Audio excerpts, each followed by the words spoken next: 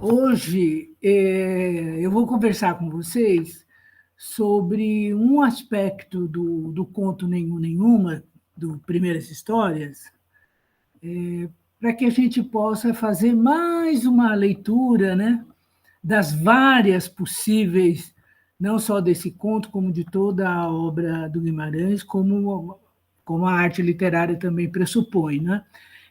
Então, são muitas as camadas de leitura, muitas interpretações, e quando nós lemos na roda, lá na oficina de leitura, logo de entrada eu comecei a prestar atenção num aspecto, né, do conto, que era a repetição de palavras iniciadas pelo sufixo re. Então, aquilo foi me dando uma luz, né, para fazer alguma reflexão a respeito disso.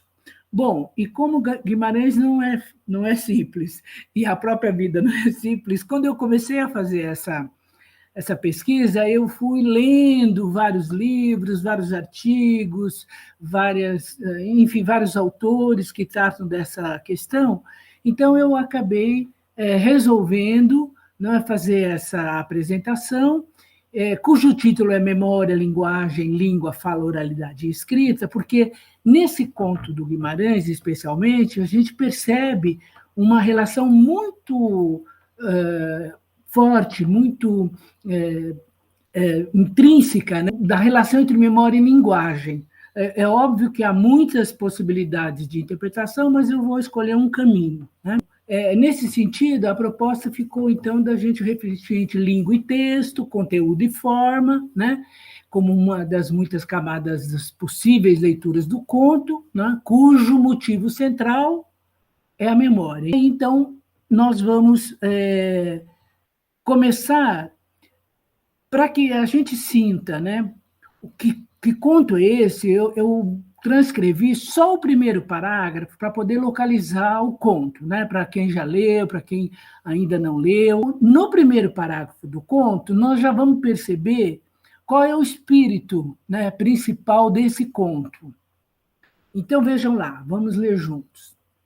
Dentro da casa de fazenda, achada, ao acaso de outras várias e recomeçadas distâncias, passaram-se e passam-se na retentiva da gente irreversos grandes fatos, reflexos, relâmpagos, lampejos, pesadelos em obscuridade. A mansão estranha, fugindo, atrás de serras e serras, sempre, e à beira da mata de algum rio que proíbe o imaginar. Ou talvez não tenha sido numa fazenda, nem do indescoberto rumo, nem tão longe. Não é possível saber-se. Nunca mais. O que a gente percebe aqui, né? Logo de cara, o leitor, né, o leitor do Rosa, que é um leitor que tem que ser muito atento, né? Ele exigido, né, nessa atenção. O que a gente percebe? Meu Deus, do que é que se trata, afinal de contas? O que é isso, né?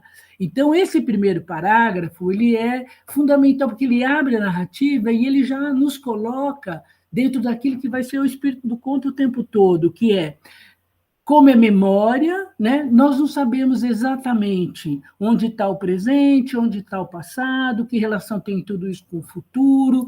Então, a gente vai navegando, que é um verbo bem atual, a gente vai navegando na narrativa, mas o que conta não são as ações. O que conta realmente é a memória do menino, né, que também pode ser entendido como ele é o moço também, e por isso que ele começa personagem, mas lá pelas tantas do conto ele acaba também virando narrador, né? Então, essa confusão, esse ambiente de mistério que nós temos aqui no primeiro conto, por isso que eu quis trazer o primeiro conto, esse mistério que não sei exatamente o espaço, não sei exatamente o tempo, né? Não sei quem exatamente, o que acontece, afinal de contas.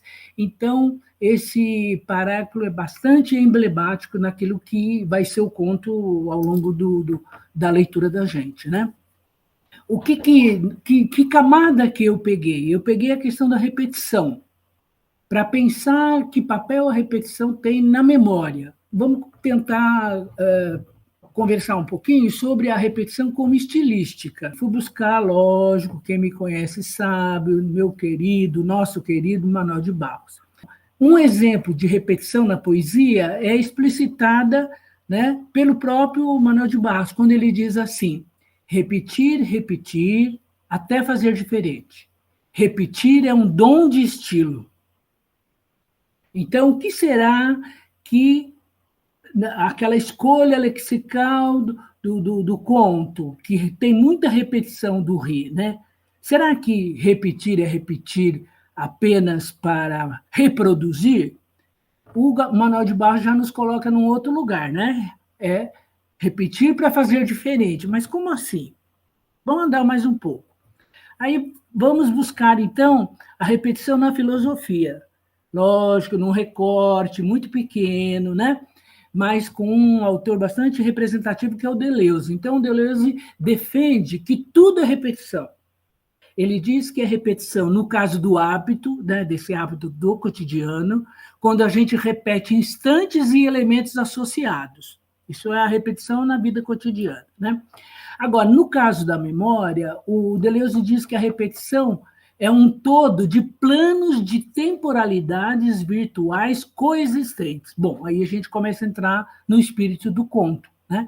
Porque são vários planos de temporalidades que são virtuais e que são coexistentes, né? E nós sabemos disso por experiência, né? Quando nós lidamos com a questão da memória, tanto espaços como tempo são bastante, e pessoas, personagens, etc., são bastante relacionadas num jogo muito próprio, né? Aí nós temos também uma ideia do Deleuze, na sua obra Diferença e Repetição, que ele diz o seguinte, tem muito a ver com o que nós estamos tratando aqui. Assim, a noção de repetição escapa do seu uso corrente pelo senso comum e não designa a reprodução do mesmo. A reincidência do semelhante da identidade, pois há injunção entre repetição e diferença. Olha lá o Manuel de Barros. Repetição e diferença. Repetir, repetir até fazer diferente. Né? Isso para a gente é uma novidade. Né? O que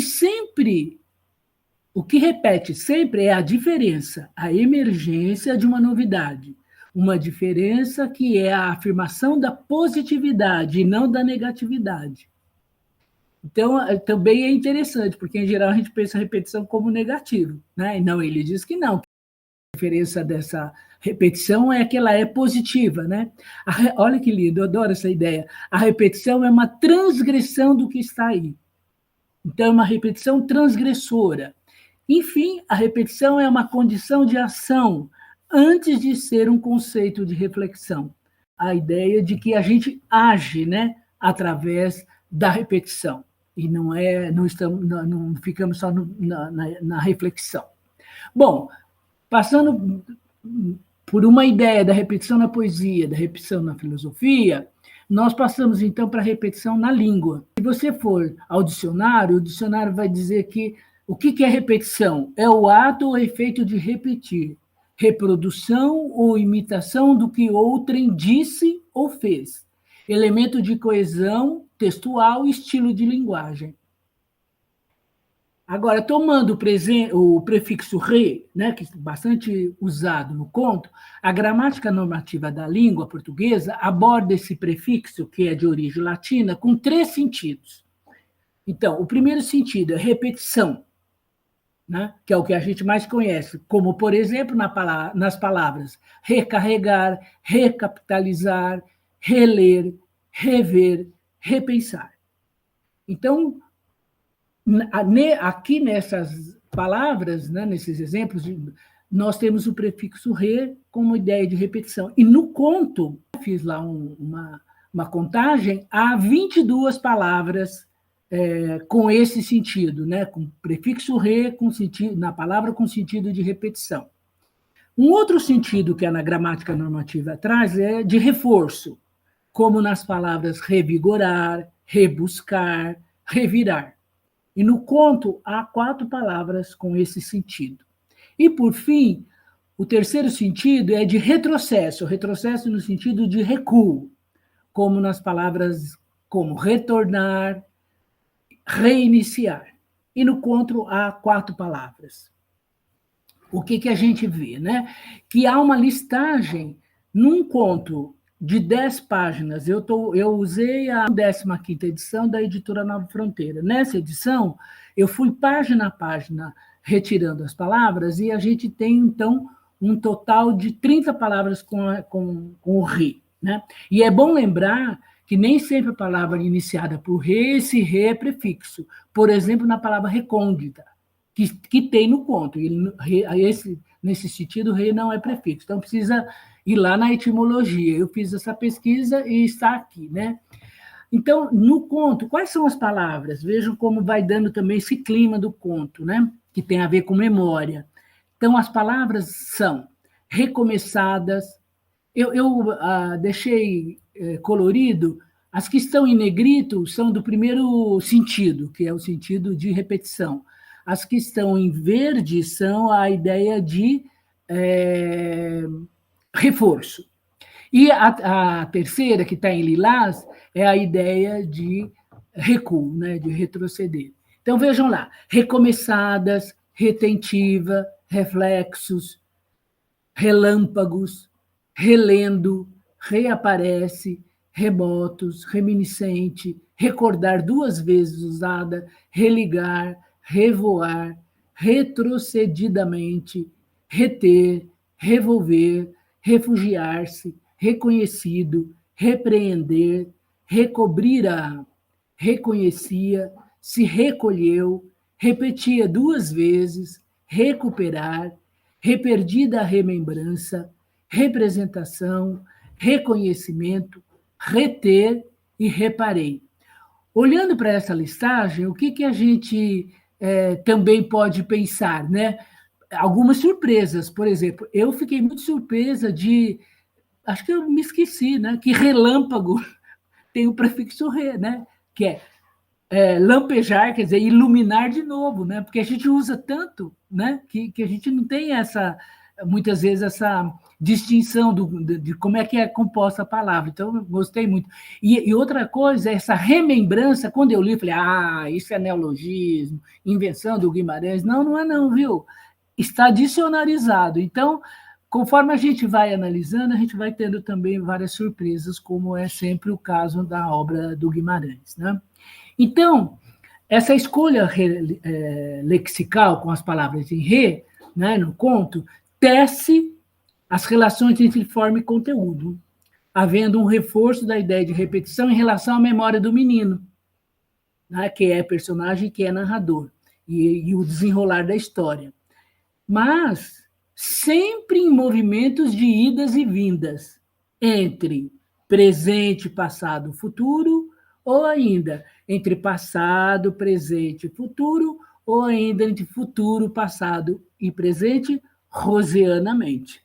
Então, rosianamente tem um jogo, né, dessa memória, né, e desses tempos de memória. E numa segunda reflexão, dos artigos que eu li, que, enfim, na última lâmina está lá a listagem do que a gente foi lendo e foi tentando entender o texto, o conto, eu selecionei uma autora que eu achei assim que, para mim, me deu muita abertura de leitura do conto. Né? Evidentemente, o artigo é longo, eu sugiro que vocês leiam, é muito bom, mas eu fiz alguns recortes para essa fala de hoje. Então, para tratar mais especificamente dessas relações entre memória, linguagem, língua, fala, oralidade e escrita, nós vamos, então, dar uma passeada pelo artigo da Marie Schnitt, acho que é assim que lê, Viana. O artigo chama-se Considerações sobre Infância, Velhice, Memória e Linguagem, a partir do conto Nenhuma, João Guimarães Rosa. Antes de mais nada, eu queria só dizer o seguinte, né, que aqui também essas palavras de título desse segundo momento de fala, elas precisam também ser compreendidas numa perspectiva, principalmente da análise do discurso, me parece, né, que é a minha referência. Porque é preciso fazer uma distinção entre linguagem e língua. Rapidamente eu vou dizer que linguagem é mais ampla, até porque nós temos várias linguagens, né, enfim, presentes na vida, na literatura, nas artes, etc., né, e até na ciência, e a língua seria o sistema, né, um determinado sistema, e aí as várias línguas do mundo, as línguas indígenas no Brasil, né, as várias línguas que estamos lá com o nosso Ailton Krenak na ABL, que vai fazer essa grande revolução, colocando as línguas brasileiras de etnias, né, indígenas e depois, provavelmente, afrodescendentes, aí na questão da língua. Né? Então, a língua é esse sistema. A fala é a forma individual do sujeito, como que ele usa, né, essa língua. Né? É a fala. Então, é a constituição daquele sujeito, a sua singularidade. Né? Agora, a oralidade também é uma modalidade da língua, assim como a escrita. Então, oralidade e escrita são modalidades da língua, né? Que é um sistema. Não são duas línguas, são duas modalidades da mesma língua. Né? E a fala é o uso subjetivo de tudo isso. Então, muito rapidamente, né, falando desses conceitos, vamos pensar, então, no Conte e no Rosa. Então, a Maria Viana diz o seguinte, sobre o Conte e sobre o Rosa. Por meio da sua escrita, João Guimarães Rosa conduz o leitor a refletir sobre a palavra, até conseguir dela outro entendimento. Vejam lá a repetição, até fazer diferente. Né? Então, ele reflete sobre a palavra nesse conto até conseguir outro entendimento. E não apenas a compreensão do enredo da história que está a ser contada. Por isso que essa narrativa, né, desse conto, ela é muito... não há muita ação. Né? Não é uma narrativa que tem muita ação. Ela tem o quê?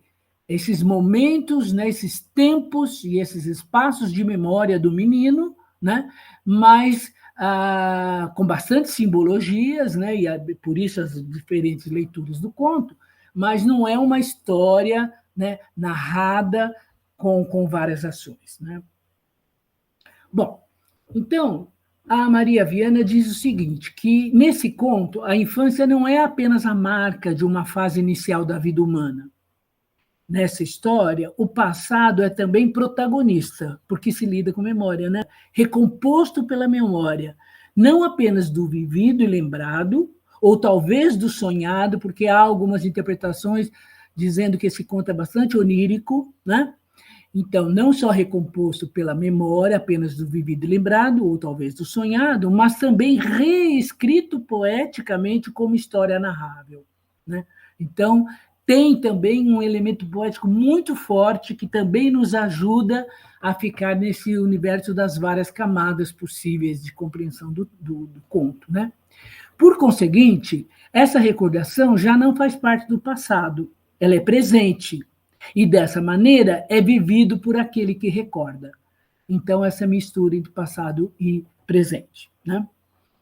A Maria, então, Viana, a autora do artigo selecionado, ela traz alguns autores para fazer essa discussão, e eu trouxe bem modestamente, bem brevemente, apenas alguns. Então, o Derrida, que ela cita, um texto só é um texto se ele oculta ao primeiro olhar, ao primeiro encontro, a lei da sua composição e a regra de seu jogo. Então, veja, isso é Guimarães Rosa na veia. Né? Nós, quando entramos nos textos do Guimarães Rosa, é assim que a gente se sente. Né? Ele tem tudo muito oculto, né? E nada está ali num primeiro encontro. Por isso, as nossas várias leituras, e há décadas, e todos os leitores e estudiosos de Guimarães, quando retomam um texto dele, está sempre, parece bastante sempre um olhar inaugural, porque tudo vai aflorando, né?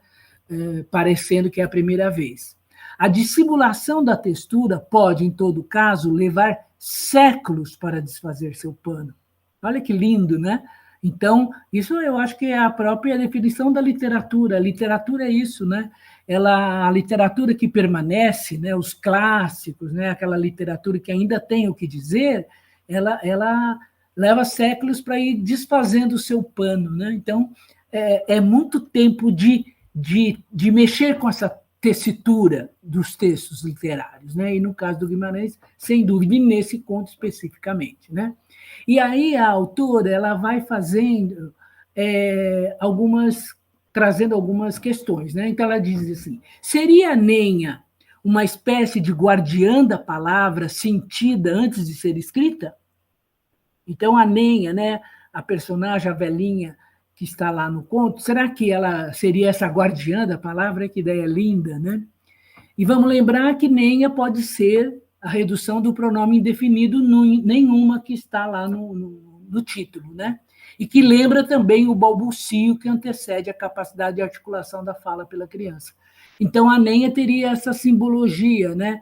Do balbucio, daquilo que ainda não foi escrito, né? E que é o início, digamos assim, da linguagem da criança. Então, a Nenha teria talvez essa simbologia. Depois, a autora traz o Giorgio Agamben, né? Eu peguei dois trechinhos. Primeiro a instância do discurso é desde o início confiada à memória no conto, né? De tal maneira que memorável é a própria inapreensibilidade da instância do discurso enquanto tal, e não simplesmente uma instância de discurso historicamente e espacialmente determinada, que funda, assim, a possibilidade de uma infinita repetição. Né? Então, ele faz uma relação entre discurso e memória, dizendo que aquilo que é memorável é inapreensível, que tem a ver com o conto completamente. Né? Então, essa memória que o menino vai trazendo ao longo do conto, né, ao longo da história, ele também é assim, um discurso que não é possível saber-se, né, tanto onde se passa exatamente, vocês viram lá na minha leitura do primeiro parágrafo, como esse espaço é um espaço não exato, né, muito misterioso, e o tempo também, né, que tempo foi esse exatamente? E isso tudo é que que cria a possibilidade de uma infinita repetição. Volta ainda ao outro. Isso, é só para dizer que de onde a Maria Viana tirou. Próximo slide, então, vamos lá. O imemorial, que se precipita de memória em memória, sem nunca chegar à recordação, é verdadeiramente inesquecível. Esse esquecimento inesquecível é a linguagem, é a palavra humana. Então, vejam esse conceito do Agamben, né, de que a palavra humana seria também esse processo, né, que parece até pleonástico, de esquecimento inesquecível. Portanto, né, as relações entre a memória e a palavra humana, né, são bastante intrínsecas, e isso eu acho de uma beleza enorme. E ele fala assim, ele faz uma distinção entre memória e recordação, né? Vamos só lembrar que recordar é cordes, né? De novo, cordes é coração, então recordar é ver de novo, lembrar, mas com o coração. E é interessante que o Agamben faz aí uma distinção que em outro momento a gente pode discutir, que é bastante profundo. Bom, aí vem o Walter Benjamin. Então, eu escolhi o Derrida, né, o Agamben, e agora o Benjamin, para ir me encaminhando para o final da minha fala. Então, o Benjamin diz assim: um dos contextos que favoreciam a aquisição e a transmissão de narrativas orais era justamente o universo arcaico dos tecelões. Assim, se teceu a rede em que está guardada o dom narrativo. Só lembrar a obra dele máxima, que é o narrador, né? E aqui é um trechinho da magia, técnica, arte e política. Então, vejam a contribuição desse trechinho do Benjamin para o nosso conto, né? Quer dizer, a Nenha e depois a gente vai no outro slide, a gente vai ver melhor, mas, de qualquer jeito, a ideia de que, principalmente na obra do Guimarães, a gente vê essas relações entre escrita, oralidade, né, as várias tradições culturais ligadas à linguagem, né? Então, a transmissão das narrativas era exatamente o universo. Os tecelões, né, tinham enfim, essa função, digamos assim, de transmissão das narrativas orais, né? Então, a autora diz o seguinte: pode-se inferir que Nenha era a palavra que esperava tornar-se vida por meio do escrito, pois com o seu esquecimento se perderiam os conhecimentos de uma tradição de narradores. Então, a Nenha, né, ela tem esse papel no conto, a gente pode imaginar isso, que ela tem esse papel, né, que é da palavra que vai ser escrita, né, mas que ela esqueceu, né, porque ela é da oralidade. E ela tem, então, ela está ligada, então, a uma tradição de narradores. A velhinha descende de uma tradição de mulheres de roca e fuso. Isso é uma expressão usada no conto, em referência à Nenha, né? Dizendo que ela é de roca e fuso. Mas, paradoxalmente, ela já não falava. Né?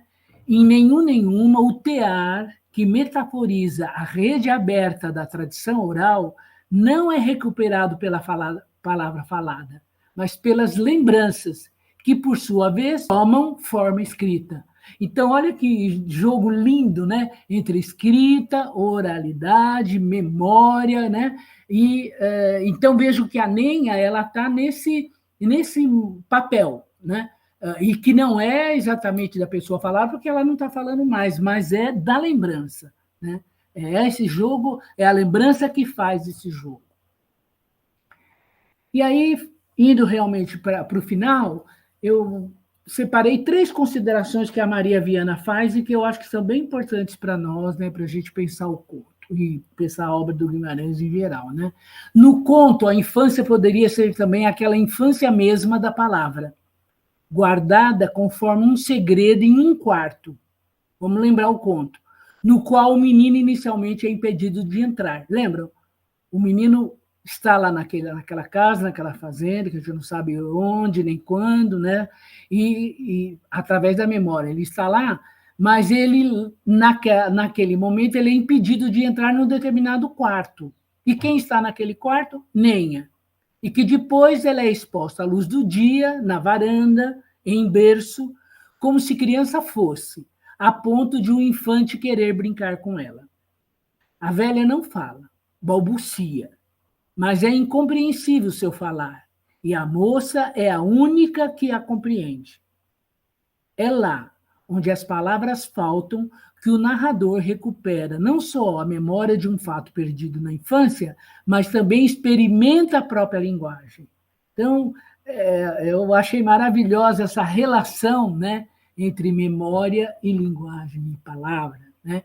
E aí o que a gente tem? Que a Nenha, nós sabemos, as outras análises também dizem isso, que o menino é também um moço, muito provavelmente, e a Nenha e a moça também têm uma relação, né, vamos dizer assim, de pareia, né? São pareias. Por isso que a moça é que compreende a Nenha, né? Porque elas são, enfim, contíguas, digamos assim. Né? Então, nesse caso aí, o que aconteceu? Houve uma certa proibição do menino em relação à Nenha, né? Em relação àquela coisa escondida que é, vamos pensar assim, ainda a linguagem primordial, né? Mas que, no fim, ele brinca, e lembram que ele cheira, né, os livros que estão lá, ele mexe, tem tessitura. Então, é bem o que a gente vive com as crianças quando a gente tem criança pequena perto, ou como filho, ou na escola. Né? As crianças têm primeiro uma aproximação com os livros, com a escrita, uma aproximação sensorial. Né? E aqui o conto traz isso também. A outra consideração, na tentativa de recuperar o esquecido, João Guimarães Rosa tangencia o hiato entre língua e fala. Existe um hiato aí, porque são diferentes. A língua é o sistema e a fala é o sujeito individual no seu uso dessa língua. Né? Então, tem um hiato aí. Né? Não é só o reverso da medalha. Né?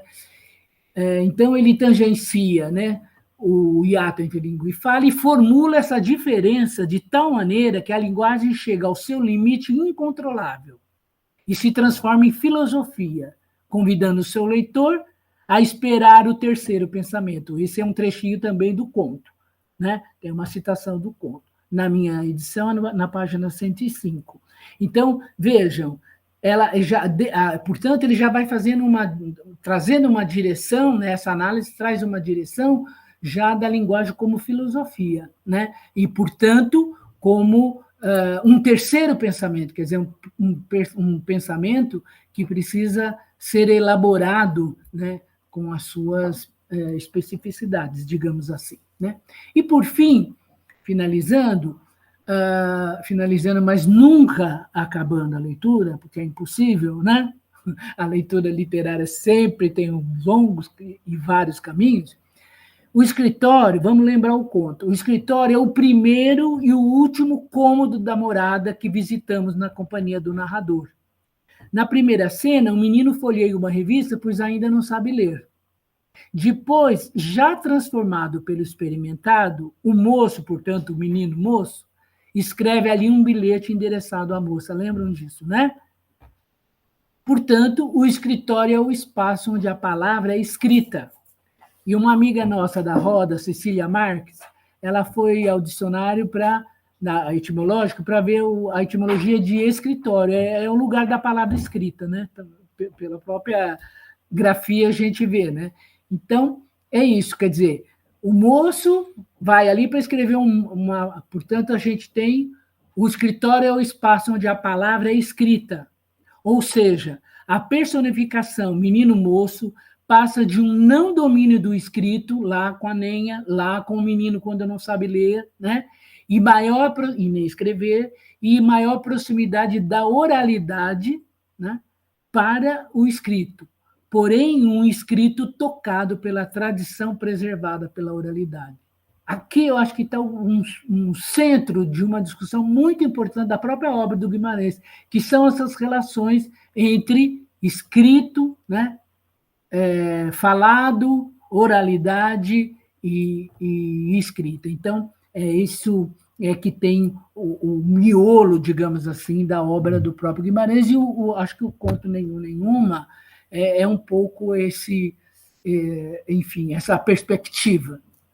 E nós deixamos aqui no último slide as leituras e as pesquisas que eu realizei, e, enfim, recomendo todas. Fiquei bastante surpresa em ler esse texto do Luiz Tati, que chama A Extinção que Não Se Acaba.